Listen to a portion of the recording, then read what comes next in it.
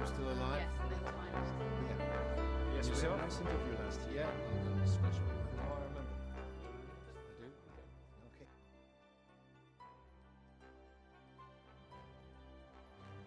Hello, Peter. Very glad to see you again. We met 1 year ago in an hotel here in London. Yep, here we go again. Only 1 year after the Scratch My Back, Yeah. you're back again with a new project. Outselling. It's a lot easier, yeah, when it's already been written. And although I do think a lot of this material was sort of reinvented, but it really fell out of the last project. I was imagining the orchestral thing would just be sort of 6-month thing and then finished. And we're now about 18 months, 2 years. But what happened when we started touring with the last Scratch My Back stuff, it was about an hour long and I needed 2 hours or more, which I like to do for a gig.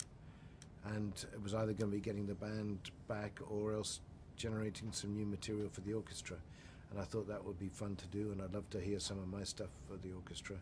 And then when we started doing that and it evolved, I really got to like it, and I think you know, some of these have been reborn, and we should definitely make it a record, and we had an offer of 3D filming, so it's all out there now, the 3D film, the record, the t-shirt, and here I am flogging it.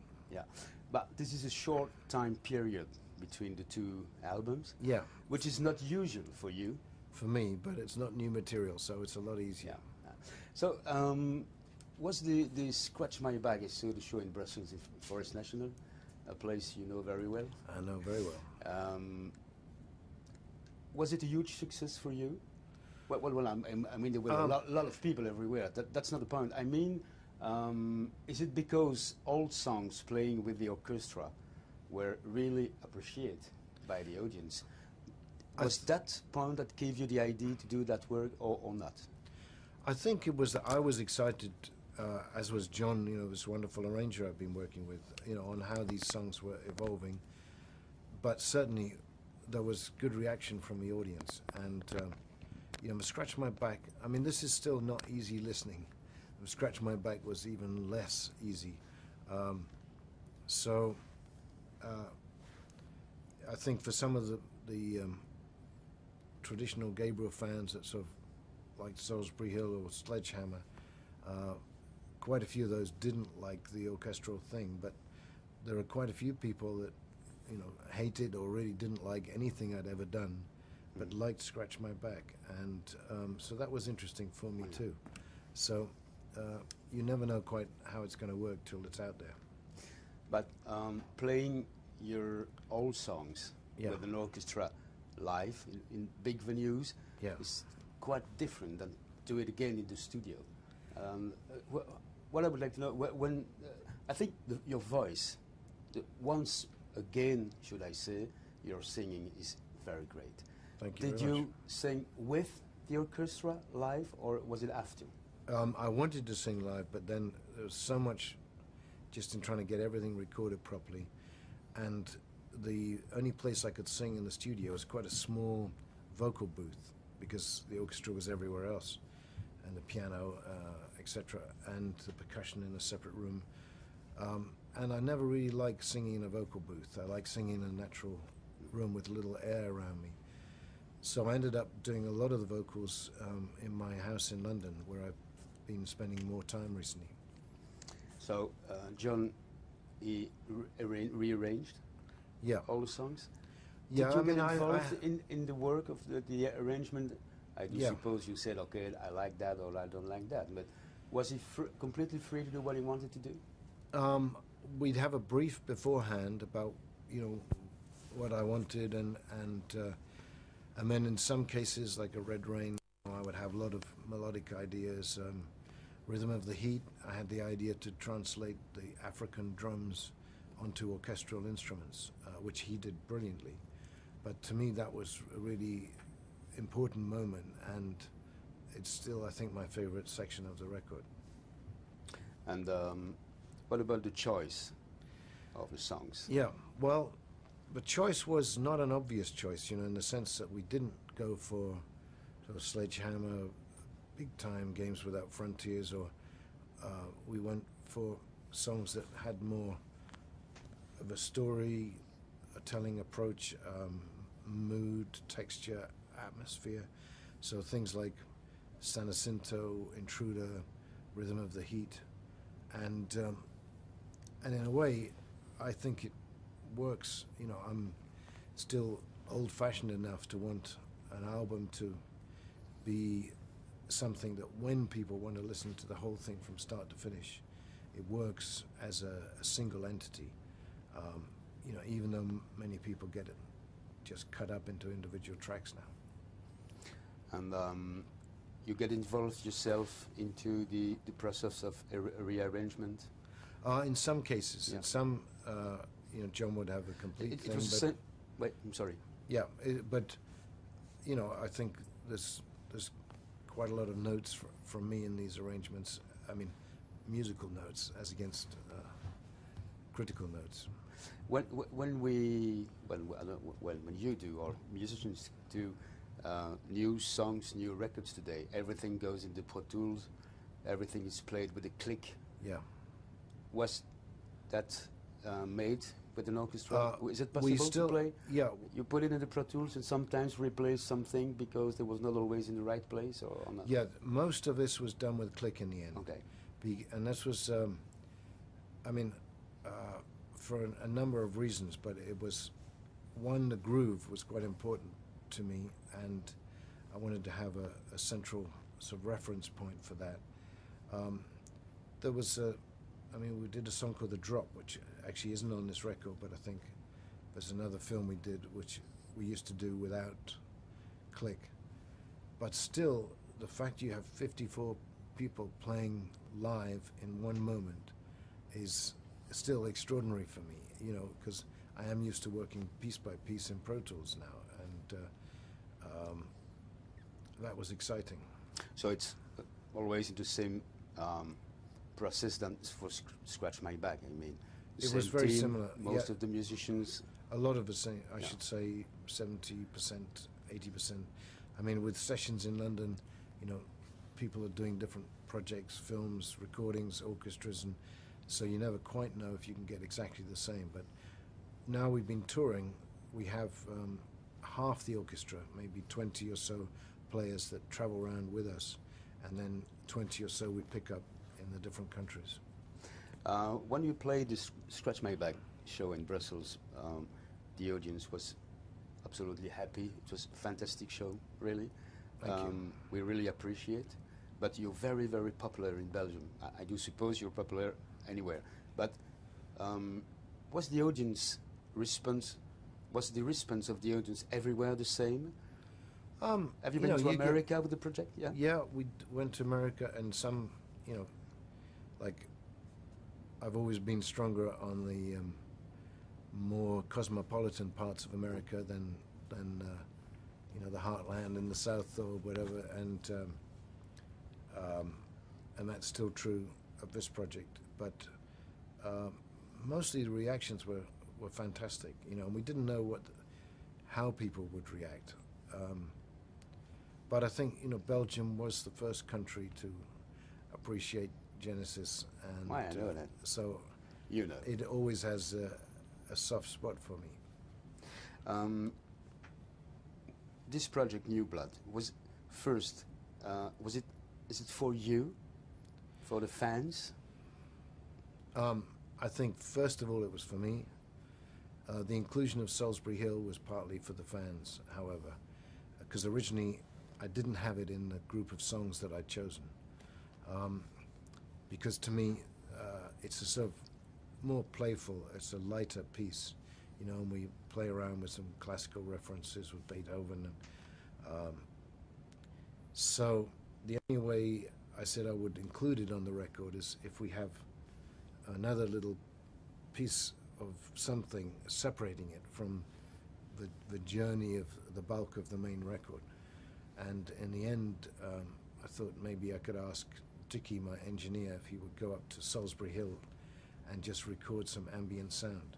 So it's New Blood, some ambient noise from Salisbury Hill, and then Salisbury Hill.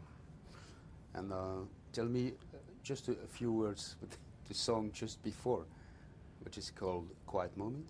A Quiet Moment. Which is just No, which is just ambience. Yeah. ambient. Yeah. Just to prepare the audience to Salisbury Hill? Well, it was to separate it from the Yeah. rest, Yeah. firstly, and then I thought it might, because, you know, the song was about Salisbury Hill, and so when I used to go up there and sit and think, maybe I get some sitting and thinking background. And do you see this project like, I should say, a kind of legacy? That's me. That's where I am today. Well, Here are all I my guess so. songs, but Yeah. played completely different. Yeah, and it does feel as if they were reborn, and Yeah. so it's both of the present and of the past. So it's not a farewell or something, or before maybe you start something completely new. Yeah, and which I'm keen to do now, but I have still a lot of stuff in the can that's unfinished that I'd like to finish off at some point. But I also have ideas for a very different sort of music to this that I'd like to explore. You are already working on the next project? I have a couple of, three ideas I was looking at over the summer, but it was, I really need to finish this Yeah. and focus on that. Yeah, and I read somewhere someone from which is close, who is close from you, said Peter is so much material in the studio he could release maybe 10 albums. Well, I don't know about 10 albums, but there's Couple of always a lot songs, of yeah. ideas Yeah, floating ideas, around, but not in a form that I think people will want to listen to. Okay, okay. On the Scratch My Back album, most of the songs, I mean, for a large audience, were not very known, except it maybe Heroes or Yeah. well, they were fantastic songs, but not all of them were huge success. Yeah, Not pop. Here it's completely different. All the songs, everybody knows the songs, love the songs the way you did. yeah. And how do you expect the reaction of your fans and your audience? I don't say live it was okay, everybody was singing and dancing, Sure. but now this is completely different. Yeah, I don't know. You know, it's different people seem to have responded to this record. So I think, yeah, from the live reactions, as you say, that I was very encouraged. So I'm hopeful about it. But you never really know till it goes out there. And which is also something a little bit special. You're one of the most, well, you're creator. You write so much fantastic songs for 40 years now. Yeah. Thank you. You released 2 albums, very close, 2 albums of covers. Right. Aren't you sometimes afraid that people say, is it less of creativity? It's finished. Yeah, and they do. And I'm sure you slow down, but I mean, the reality of my life is very different. You know, when I was doing stuff exclusively music, I'd work long nights, I'd work often on weekends, and now I have, you know, 2 young kids again. I don't want to be working all the time, so I take weekends off. I take my kids to school in the morning, and of the time that I then have for work, which is more like a normal working hours, a third of it is music, a third of it technology, and a third of it what I call the benefit projects. So things like Witness, human rights organization, and the Elders, and there's another project called the Toolbox. So the actual amount of hours that I have available for music is a lot less than in my 20s or 30s or 40s. How old are the kids? The kids, well, I have my original kids who are now in their 30s, so 36 and 7 now, and then this particular family has a 9-year-old. I have a 9-year-old son and a 3-year-old son. Yeah. You know, I ask that question because when a couple of weeks after we did the interview last year in London, I went to Switzerland and I had an interview with Phil. Ah, right. I also have two Has young kids. and he said, well, he was looking very tired, and well, I think he had pain everywhere with the dance. Yeah, no, he's had a horrible time. He wasn't looking good at all. So he was really, and he said, with my kids, it's wow. Yeah. He said, I'm too old to care with the kids, and well, he was joking, but I think it's a serious job. It is. Well, it is. You know, and I'm usually the one that does the night shift. You know, so when kids wake up, and my 9-year-old wakes up quite a lot in the night, so that's my job. And then I take them to school, and my wife will pick them up from school. You still have contacts with Phil sometimes? Rarely, actually. Last time I tried to get hold of him, and I didn't hear back from him when he came to London. So I haven't done for a while. Just for Radio 21, which is now Classic 21. All right. Okay. Can you describe just Peter Gabriel's normal day? Are you going to wake up early? Yeah, just a normal day. The alarm goes off at 7 o'clock. I usually go down, make the tea, and get the porridge going, and then we come back and try and get my kids ready for school, which I'm sure many people are very familiar with, and I take them down, drop them off at school. Then it could be I go do some musical stuff, or I go to some meetings to brainstorm some tech stuff, or have conversations about these other projects. So it's difficult to be specific. I mean, right at the moment I'm a traveling salesman flogging a film and an album, but and that's most of my day.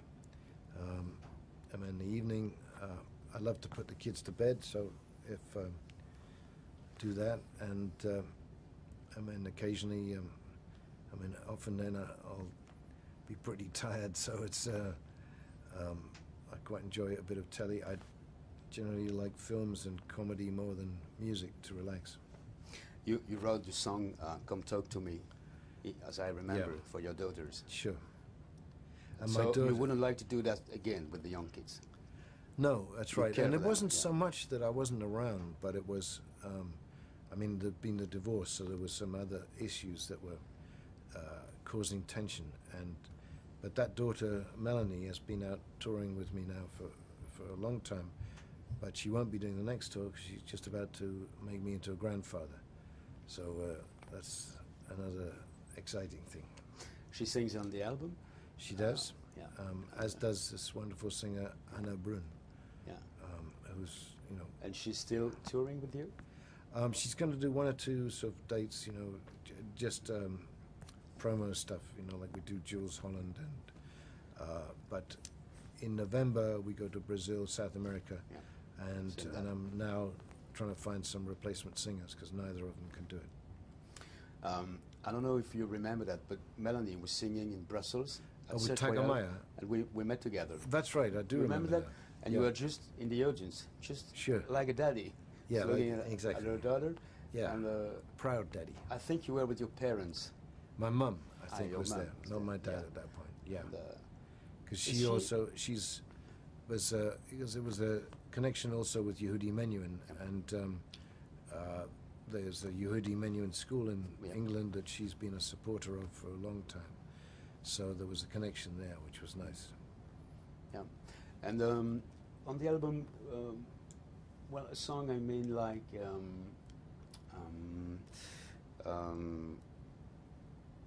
Well, I just forget the name of the song, and I know it by heart.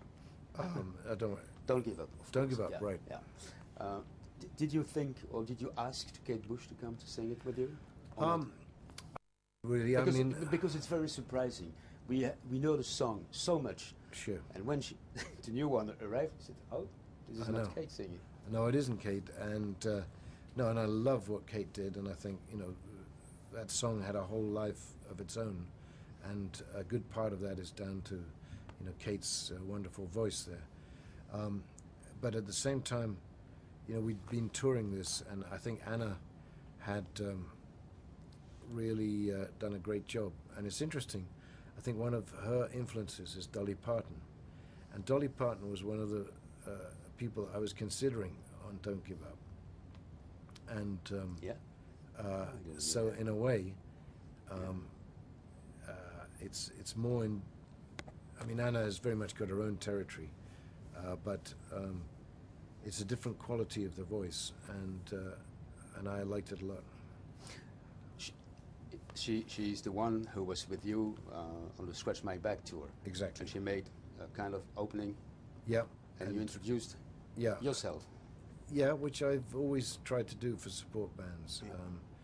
I mean, when I can. Sometimes, you know, you're getting ready or trying to warm up or getting a massage or something before the show. So I remember some very surprising support act for you. Sham 69. Yeah. You played with them? Yeah. Not sure all the people were attended that.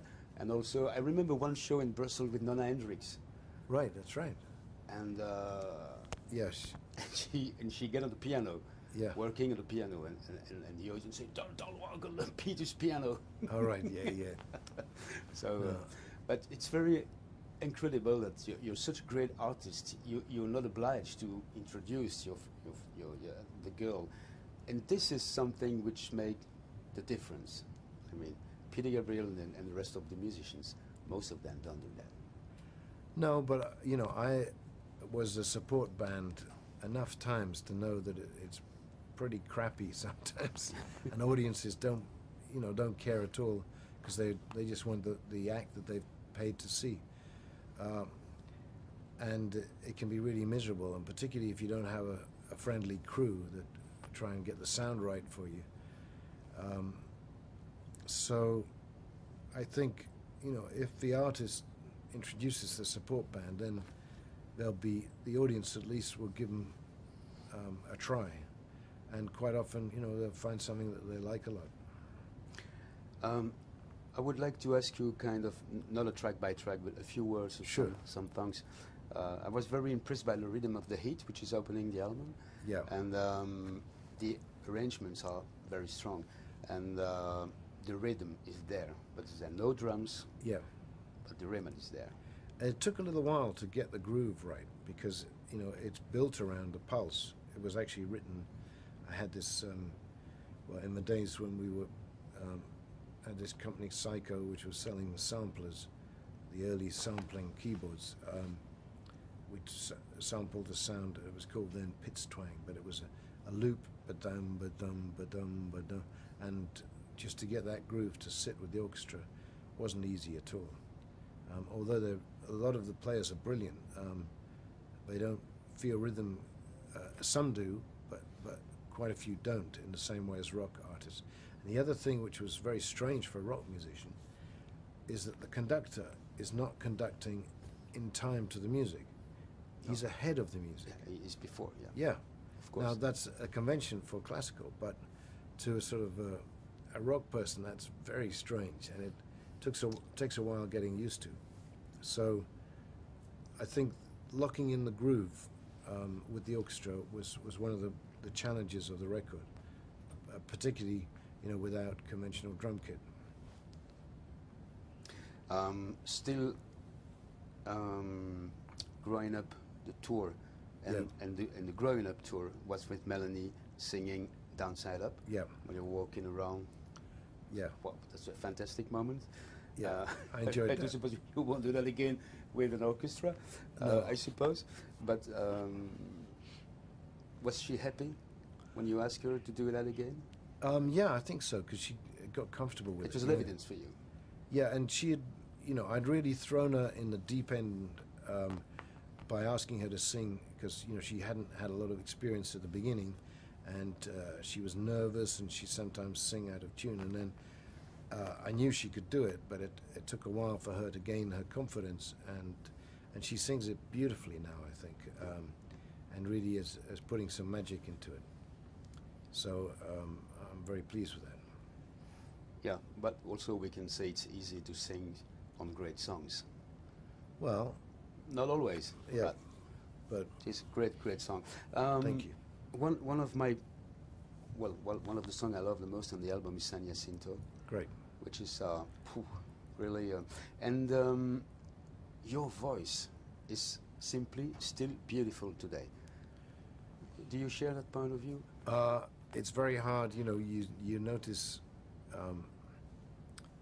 when almost anybody looks in a mirror, they don't notice the good things; they notice the problems. And I think it's the same for a singer. So I feel good when I know I've got some emotion there, and I can make people feel something. And you sing in the same key than before? On that one, yes, but on some songs we dropped. It dropped down? Like a tone, like Okay. when we were doing live. I think In Your Eyes went down a tone, because I've traditionally given myself some vocal challenges up at the top end, and the voice naturally heads towards the earth, you know, with gravity, and there's a couple of extra notes in the low end, and there's a couple missing up the high end. Well, I think it must be a great satisfaction for a singer like you when you hear the way you sing today, and the emotion is intact. Everything is exactly, well, I should not say the same, but maybe more better than before. I feel I suppose it's a satisfaction for you to say, well, Yeah. I'm 60 now, and it's okay with my voice, which is not for anybody, everybody. All singers, some have very big problems with the voice.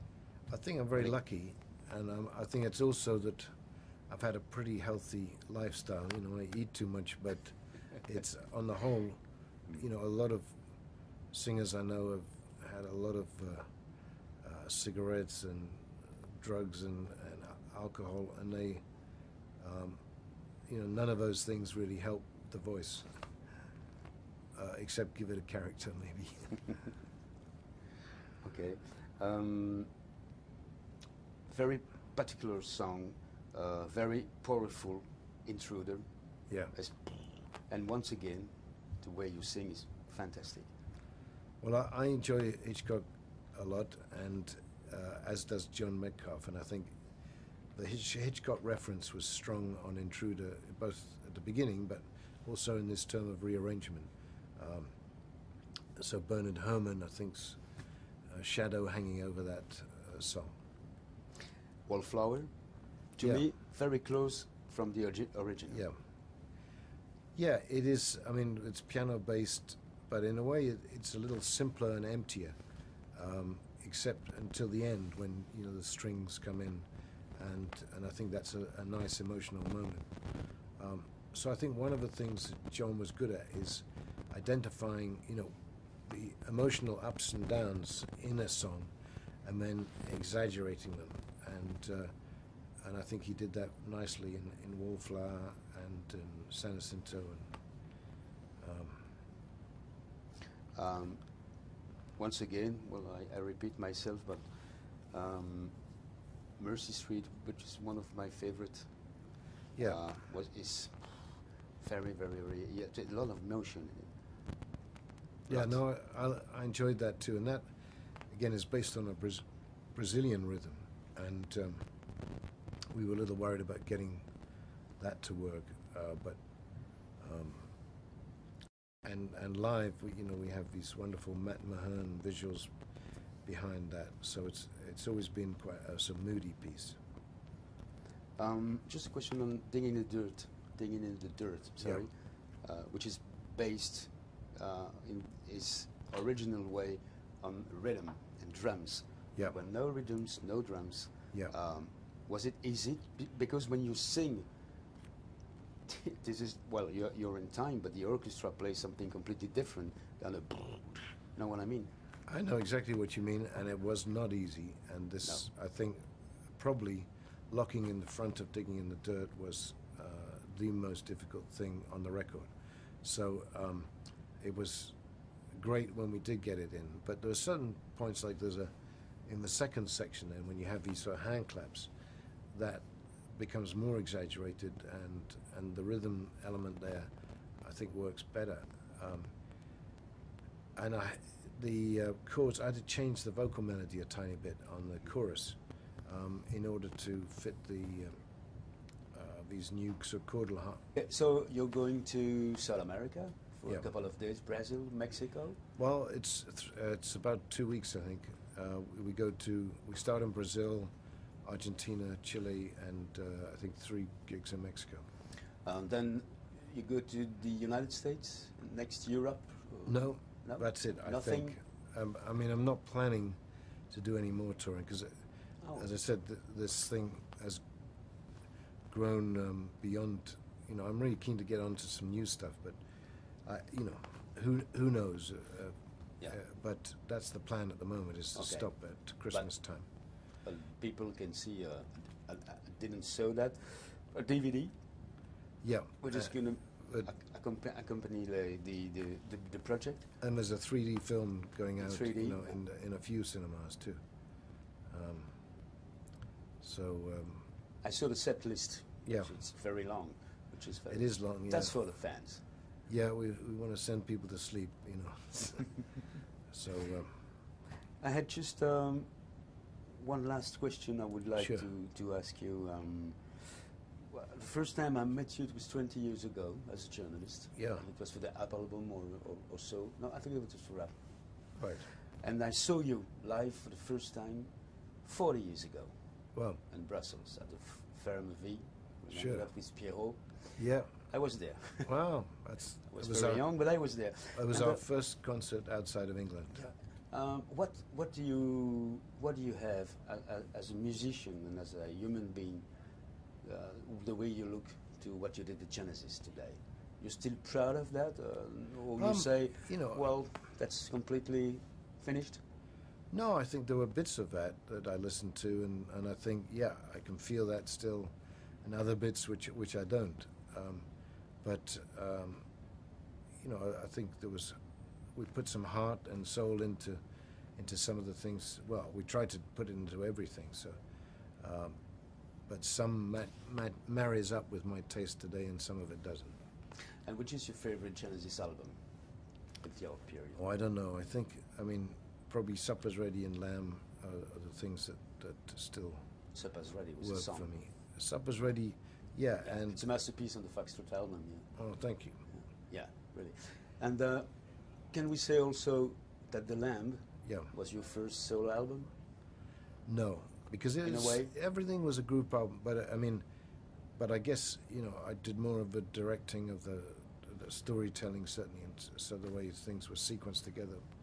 But it was still very much a group work. Okay. Yeah. Thank you, Peter. Oh, my pleasure.